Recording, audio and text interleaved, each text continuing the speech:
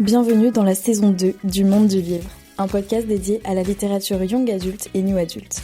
Entrez dans ma bibliothèque, je suis Mévéna et je suis ravie de vous accueillir dans mon univers. Ici, on parle de romans à travers mes recommandations, des critiques de livres, des interviews d'auteurs, mais aussi des échanges avec des lecteurs passionnés autour de débats. Alors installez-vous confortablement et plongeons ensemble dans mon monde rempli de livres. Bienvenue dans le monde du livre. Aujourd'hui, on va parler de littérature, mais aussi de représentation, et on va se demander qui est visible dans les livres et surtout qui ne l'est pas encore assez. Et aujourd'hui, je suis avec Noran, autrice et lectrice, qui va nous parler aussi de son rapport au livre. Bonjour Noran. Bonjour Mévéna, bonjour à tous et merci de m'avoir invitée. Alors, est-ce que tu pourrais commencer par te présenter un petit peu, nous dire qui tu es, ce que tu écris et ce que tu lis aussi ? Avec plaisir. Alors, mon nom d'autrice, c'est N.H. Alem. Et du coup, moi, je lis beaucoup, à la base, de la fantaisie, de la romance, des enquêtes principalement. Et c'est entre autres ce qui m'a permis, en fait, d'écrire Non élucidé. Donc, c'est mon premier roman et c'est le premier tome d'une trilogie qui est une comédie romantique d'espionnage où on va suivre une apprentie espionne qui doit faire équipe avec un étudiant en profilage britannique pour résoudre une affaire de top dans son école. Du coup, cet épisode, je l'ai divisé en plusieurs parties. Donc la première, ce sera un peu plus sur tes expériences personnelles, la deuxième sur le rôle de l'écriture, et la troisième sur la déconstruction des clichés. Alors on va commencer par la première partie, et ma première question pour toi, c'est quel rapport tu avais avec la lecture quand tu étais enfant ou adolescente ? Alors moi j'ai toujours aimé lire un peu, j'ai eu des sagas coup de cœur dans mon enfance et dans mon adolescence. Celles qui m'ont le plus marqué c'est la saga de l'île de l'oubli de Melissa Delacruz, Gallagher Academy de Ali Carter ou la saga Gardien des cités perdues de Shannon Messenger. Et est-ce que tu te reconnaissais dans les personnages ou les récits que tu lisais ? En fait, je pense qu'on peut se retrouver dans un personnage par rapport à son caractère, par rapport à son physique, par rapport à sa culture, par exemple. Moi, c'est vrai que j'ai surtout dû et pu me reconnaître dans un caractère, éventuellement dans un physique. Je me suis retrouvée aussi dans des personnages qui avaient une double culture parce que j'ai une double nationalité. Et c'est vrai que quand je trouvais des personnages comme ça me faisait vraiment plaisir. Et en fait, sans aucune autre raison qu'en fait, je voyais quelqu'un qui avait une expérience un peu comme la mienne. Et c'est vraiment ce que j'ai essayé de reproduire dans mon premier roman, parce que le personnage principal, en l'occurrence, c'est une femme franco-algérienne. Et du coup, ça me tenait à cœur qu'elle ait une romance pour vraiment dire que les personnages comme ça ont le droit un peu d'être les love interests de quelqu'un. Et bah moi je trouve ça génial que t'aies écrit un livre comme ça avec de la représentation. J'ai une question, c'est est-ce que tu trouves qu'il y a eu quand même un peu de manque de représentation dans tes lectures et est-ce que tu penses que ça a influencé aussi ta façon de lire ou même d'écrire plus tard ? Du coup, j'ai eu deux démarches, moi, dans mon écriture que j'ai développées avec le temps. La première, c'est celle que j'ai conscientisée en premier, c'est-à-dire que je veux vraiment apporter quelque chose dans mon histoire, dans mon style d'écriture, dans un bon moment que mes lecteurs vont pouvoir passer. Et la deuxième, c'était un petit peu plus tard, parce que c'est moins évident de se rendre compte, surtout quand on est jeune, de la représentation qu'il peut y avoir ou pas. Et c'est vrai que pour moi, c'était important d'implémenter plusieurs représentations différentes, de sorte que un peu tout le monde puisse se projeter facilement dans mes personnages. Et bah personnellement je trouve que c'est une très belle démarche et si ça te va on peut passer à la deuxième partie qui est sur le rôle de l'écriture. Okay. Ma première question c'est qu'est-ce qui t'a donné envie d'écrire ?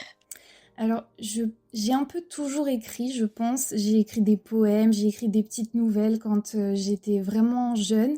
Après, j'ai écrit des fanfictions. Et en fait, la première fois que j'ai osé, entre guillemets, écrire un personnage dans lequel je me retrouvais vraiment, c'était une fanfiction. Et c'était un peu un moyen pour moi de me projeter dans un univers que j'aimais vraiment. Et je pense que c'est aussi un peu ce qui m'a aidée, entre autres, à approcher mes personnages quand j'ai vraiment décidé de me lancer en tant qu'autrice.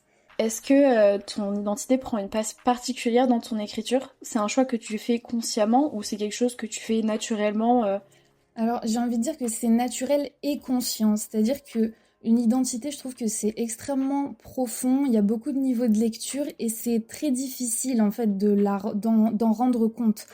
Et par contre, ce que j'ai fait, c'est que j'ai consciemment souhaité écrire mon personnage principal en faisant en sorte que tout soit compréhensible par le contexte. C'est-à-dire que j'aimerais proposer une représentation culturelle qui soit authentique en tout cas de mon regard, parce que forcément mon vécu est pas le même que celui d'une autre personne, même si elle aura ma culture par exemple, mais de sorte que ce soit une représentation assez authentique et de sorte que les personnes dont c'est la culture puissent se sentir vues dans un sens, et que les personnes qui découvrent cette culture le fassent de façon hyper naturelle par une sorte d'immersion en fait. Et donc du coup, quand tu représentes une minorité dans tes récits, est-ce que tu ressens plutôt une forme de liberté ou de pression justement enfin quand je dis pression, j'entends plutôt l'idée de pas faire d'erreur, de faire attention ou justement d'avoir la pression de pas représenter assez bien certaines minorités?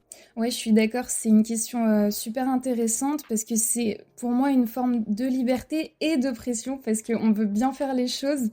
Et en même temps, je trouve ça tellement, tellement intéressant de donner à lire des personnages qui vont, par leur vécu, leurs expériences différentes, apporter tous quelque chose d'unique à l'histoire et à la dynamique de groupe. Et dans Non élucidé, du coup, ce que j'ai essayé de faire, c'est qu'en fait, on se place dans une école internationale pour espions. Et donc, en fait, il y a plein de personnages de plein d'horizons différents, avec des cultures et des façons de penser différentes. Et ça amène une dynamique de groupe que j'aime vraiment. Je trouve que c'est un sujet hyper intéressant parce que c'est vrai que au fur et à mesure que je lis des livres, je me rends compte qu'il y a peu de représentation aussi. Il y a un livre qui m'avait marqué où il y avait un peu de représentation, c'était Sing Me to Sleep. Et en fait, la protagoniste était noire et je me rappelle juste que du coup, j'ai tilté parce que au début, l'autrice avait mis une citation et c'était quelque chose du genre pour toutes les femmes noires qui se sentent pas assez représentées ou quelque chose comme ça. Ouais. Et en fait, c'est vrai que quand j'ai lu ce livre, je me suis rendu compte qu'effectivement, il y avait peut-être pas assez de représentation dans les livres. Et du coup, je trouve ça hyper intéressant que toi, t'aies fait justement cette démarche-là. Même si tu peux ressentir un peu une forme de pression, je trouve ça hyper bien que tu l'aies fait. Bah, merci. Et est-ce que tu as déjà eu des retours forts de lecteurs ou lectrices sur cette question-là, justement? Et ben en fait, jamais. Parce que quelque part, je me dis, avec le recul maintenant, que en fait, c'est génial. Parce que ça veut dire que la représentation, c'est la chose quelque part la moins intéressante de mon histoire. Parce qu'en fait, on ne me parle que de l'histoire quand on me fait des retours. On me parle du suspense à la fin, on me parle des personnages, de comment ils sont attachants. Et en fait, avec le recul, je trouve ça trop cool parce que en fait, ça veut dire que on a une histoire qui est juste une histoire quelque part. Et ça, c'est vraiment mon rêve. Oui, complètement, je comprends.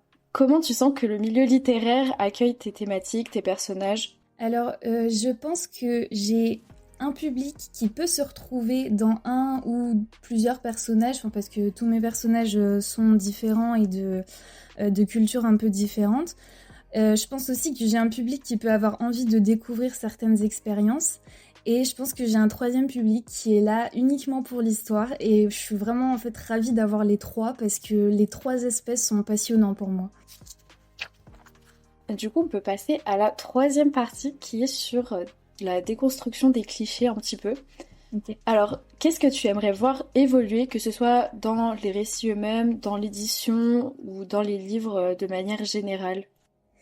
Alors, j'aimerais bien en fait qu'on puisse continuer dans cette dynamique en fait hyper positive que je trouve qui est en train d'émerger depuis quelques années, qui est de mettre en avant la richesse de l'expérience humaine finalement, en essayant d'aller chercher ouais, ces représentations différentes et d'aller chercher des vécus différents sans forcément en fait que ce soit le point central de l'arc d'un personnage. C'est pas ça qui fait qu'il est intéressant, mais ça lui apporte une richesse supplémentaire. Et ça, je trouve que c'est une super dynamique. Oui, je suis complètement d'accord parce que je sais pas ce que t'en penses, mais quelquefois aussi il peut y avoir des livres où ça fait pas forcément naturel. Je sais pas si tu l'as déjà ressenti ou enfin voilà, on voit que le personnage des fois tout tourne autour par exemple de ses origines ou je sais pas si tu l'as déjà Ouais. ressenti. Oui, je comprends ce que tu veux dire. C'est vrai que parfois, je pense que parfois c'est intéressant parce que c'est vrai qu'il y a certains questionnements, il y a certains aspects peut-être d'une identité qui peuvent amener ce genre de réflexion. Mais d'un autre côté, c'est aussi plaisant, je pense, de voir un personnage qui peut exister entre guillemets au-delà de son identité et qui n'est pas intéressant que parce que il a telle ou telle appartenance. Oui, complètement. Je suis complètement d'accord avec toi. Est-ce que tu te sens concerné par la notion de littérature engagée? Est-ce que tu penses que écrire depuis une identité minoritaire, c'est forcément un peu politique?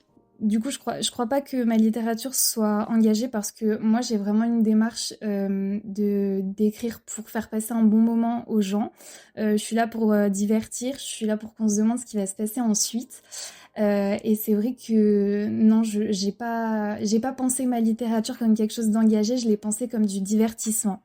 Après, en ce qui concerne l'écriture depuis une identité minoritaire, en fait, je le vois pas comme politique parce qu'au contraire, je voudrais surtout pas que ce soit politique. Je voudrais, comme je le disais tout à l'heure, que ce que j'écris, ce soit juste une histoire, juste une enquête, juste une romance, juste une bonne partie de rigolade et qu'en fait, on soit vraiment là que pour le divertissement. Oui, je comprends. Je trouve que c'est une belle démarche justement. Et est-ce qu'il y a des livres, des auteurs ou autrices que tu recommandes qui ont réussi à créer quelque chose que toi tu as aimé aussi en termes de minorité, de représentation, tout ça? Ouais, alors le premier livre qui m'a vraiment touchée, c'est L'amour de A à Z de S.K. Ali. C'est un livre qui m'a touchée dans la représentation des personnages et parallèlement, en fait, c'était juste une romance et ça, j'ai vraiment aimé. La première phrase qui est écrite, c'est Ceci est une histoire d'amour, vous voilà prévenu. Et en fait, c'est juste ça quelque part, mais en même temps, on a des représentations hyper intéressantes et différentes et de cultures que je connais pas du tout et je trouve ça vraiment fascinant. Après, j'ai d'autres auteurs, par exemple dans Au bout du rêve, c'est le Twisted Tale sur la princesse et la grenouille. Qui a été écrit par Farah Rochon et j'ai vraiment aimé la dimension un peu plus poussée par rapport à la ségrégation que vit le personnage de Tiana. Et sinon, je peux citer Nicolas et David Youn que j'admire vraiment de façon générale dans leur personne. Ils écrivent souvent des personnages issus de leur culture respective sans que ce soit le sujet principal de l'histoire et je trouve ça vraiment génial. Et après, on parlait tout à l'heure de justement que ce soit pas l'arc central du personnage. Et je trouve que dans la saga de Gardien des Cités Perdues de Shannon Messenger, on a plusieurs types de personnages, mais ça ne fait absolument pas l'arc des personnages en question. Et ça, je trouve que c'est assez plaisant à lire. Et si tu devais nous parler un petit peu plus de ton livre, par exemple encourager nos auditeurs à aller le lire, qu'est-ce que tu leur dirais? Alors mon livre, je le vends comme une comédie romantique d'espionnage parce que c'est et une enquête et une romance. J'arrive pas trop à faire prendre le pas de l'un ou de l'autre. Je peux dire que on va suivre Kenza, que c'est une jeune femme qui est attachante, elle est extravertie, elle est maladroite, elle est déterminée. Et elle va rencontrer Zane, du coup, qui est cet apprenti profileur étranger. Et ça marche pas du tout à la base. Vraiment, c'est chien et chat. Et ensuite, ils vont apprendre à se connaître et à travailler ensemble, à se faire confiance.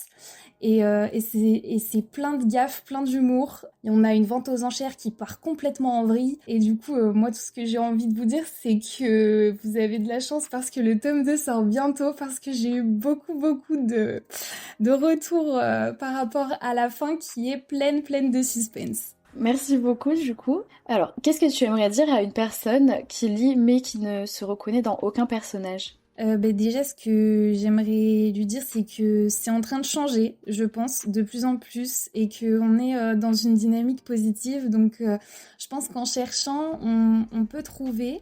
J'encouragerais aussi à se tourner vers de la littérature plus anglophone. Peut-être il y a un peu plus de choix, entre guillemets, parce qu'il y a beaucoup plus de pays qui vont publier en anglais. Donc, ça peut être aussi une piste intéressante. Et enfin, ça va être que tout le monde a le droit d'être le personnage principal, tout le monde a le droit d'être le love interest, d'avoir un arc super intéressant et que ça doit jamais empêcher quelqu'un de vivre sa propre histoire à fond parce que l'histoire la plus intéressante, c'est celle qu'on vit tous les jours et ça, il faut jamais l'oublier. Du coup, je pense qu'on peut passer à la conclusion. Est-ce que tu aurais d'autres choses à rajouter, un thème qu'on n'aurait pas évoqué, quelque chose que tu aimerais rajouter?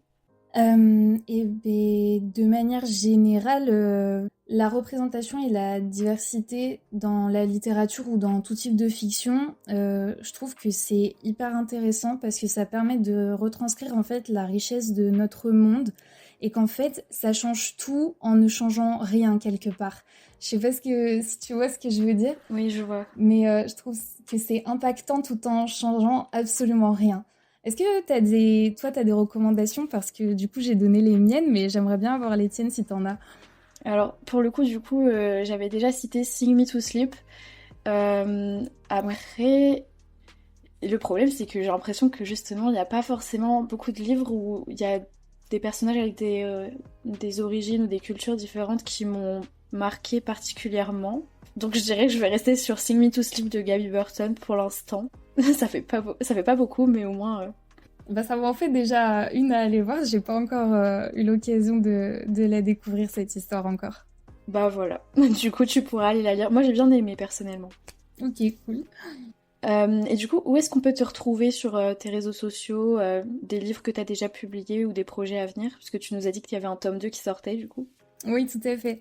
Alors, par rapport à mes réseaux, je suis sur Instagram, TikTok, Pinterest principalement. Du coup, je vais poster mes actualités, des extraits, des bonus. J'ai publié une histoire courte il y a pas très longtemps, du coup, qui va se placer entre les deux premiers tomes de la trilogie. Et donc, celle-là, elle est disponible gratuitement. Mon livre, du coup, déjà publié, s'appelle Non élucidé. Donc, c'est une comédie romantique d'espionnage qui se passe au printemps et à Lyon parce que je suis lyonnaise. Je salue tous les Lyonnais qui nous écoutent. Mon prochain projet, du coup, c'est le tome de Non élucidé qui s'appelle Non répertorié, qui va sortir le 5 mai prochain. Et dans les coulisses, je prépare une romance universitaire pour septembre. Ok, très bien. Bah du coup, tous tes réseaux, je les mettrai dans la description de l'épisode. Si jamais ça vous intéresse, n'hésitez pas à aller voir ses profils et à acheter son livre, du coup. En tout cas, merci de m'avoir invitée. C'était mon premier podcast, c'était une super expérience. Donc j'espère que cet épisode vous aura apporté quelque chose et je serai ravie de vous retrouver sur les réseaux. Et bah écoutez, du coup, c'est déjà la fin de cet épisode. J'espère qu'il vous aura plu et que ça vous aura donné envie de découvrir le livre de Noran. Et je vous dis à la semaine prochaine pour un nouvel épisode.